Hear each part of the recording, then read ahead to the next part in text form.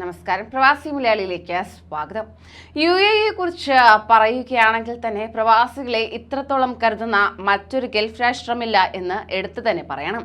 മറ്റൊന്നുമല്ല, മറ്റ് പല ഗൾഫ് രാഷ്ട്രങ്ങളും സ്വദേശിവൽക്കരണം പോലുള്ള നടപടികൾ കടുപ്പിക്കുമ്പോഴും പ്രവാസികൾക്ക് തൊഴിൽ നഷ്ടമായി നിരവധി പ്രവാസികൾ നാട്ടിൽ പോകുമ്പോഴും ഏക പ്രതീക്ഷ എന്നത് UAE തന്നെയാണ്. മാത്രമല്ല, കഴിഞ്ഞ കുറച്ച് ദിവസങ്ങൾക്ക് മുമ്പേ ഒരു വാർത്ത വന്നിരുന്നു.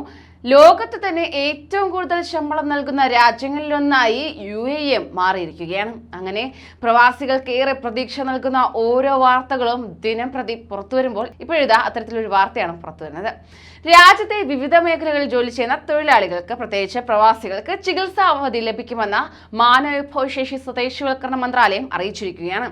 ചികിത്സാ അവധി എന്ന് പറഞ്ഞാൽ 1-2 ദിവസമല്ല, 90 ദിവസമാണ് അവധി ലഭിക്കുക. ജോലിയിൽ പ്രവേശിച്ച് പ്രൊബേഷൻ കാലാവധി പൂർത്തിയാക്കിയവരാണ് ഇതിനുള്ള അവസരം ലഭിക്കുന്നത്. എന്നാൽ പ്രൊബേഷൻ കാലത്താണ് ചികിത്സയ്ക്കായി പോകുന്നതെങ്കിൽ തന്നെ ശമ്പളത്തോടു കൂടിയ ചികിത്സാവധി ലഭിക്കുന്നതല്ല. രോഗബാധിതരാകുന്ന തൊഴിലാളികൾക്ക് ശമ്പളം നൽകാത്ത ലീവ് നൽകാൻ തൊഴിലുടമകൾ തയ്യാറാകണം. അവധി ലഭിക്കണമെങ്കിൽ തന്നെ ചില രേഖകൾ നൽകിയിരിക്കണം. ചികിത്സിച്ച ആരോഗ്യ കേന്ദ്രങ്ങളിൽ നിന്നും മെഡിക്കൽ റിപ്പോർട്ട് തൊഴിലുടമകൾക്ക് മുമ്പിൽ സമർപ്പിക്കണം. രോഗം തുടങ്ങി 3 ദിവസത്തിനുള്ളിൽ തന്നെ സ്ഥാപന മേധാവിയെ അറിയിക്കണം. പിന്നീട് മെഡിക്കൽ റിപ്പോർട്ട് സമർപ്പിക്കണം. എന്നാൽ രാജ്യത്തെ ആരോഗ്യ സുരക്ഷാ നിയമങ്ങൾ ലംഘിച്ചതിന്റെ ഭാഗമായി രോഗങ്ങൾ പിടിപെട്ടാൽ തന്നെ ആനുകൂല്യങ്ങൾ ലഭിക്കുന്നതല്ല. മഹാമാരികൾ, പ്രകൃതി ദുരന്തങ്ങൾ, നിയമങ്ങളുടെ ലംഘനം മൂലമുണ്ടാകുന്ന അപകടങ്ങൾ എന്നിവയുടെ ഭാഗമായുണ്ടായ അപകടങ്ങൾക്ക് ആനുകൂല്യങ്ങൾ ലഭിക്കില്ല എന്ന് എടുത്തു പറയട്ടെ.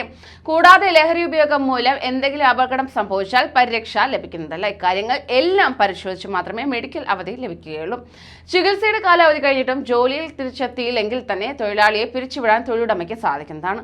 തൊഴിൽ ചട്ടപ്രകാരമുള്ള മുഴുവൻ അവകാശങ്ങളും നൽകിയതിനു ശേഷം മാത്രമേ മറ്റു നടപടികൾ സ്വീകരിക്കാൻ പാടുള്ളൂ. തൊഴിൽ പരിശീലന സമയം കഴിഞ്ഞാൽ അപേക്ഷിക്കാൻ സാധിക്കും. 90 ദിവസമാണ് അവധി ലഭിക്കുക. തുടർച്ചയായോ അല്ലെങ്കിൽ ഇടവേളകൾ എടുത്തോ അവധിയെടുക്കാൻ സാധിക്കും.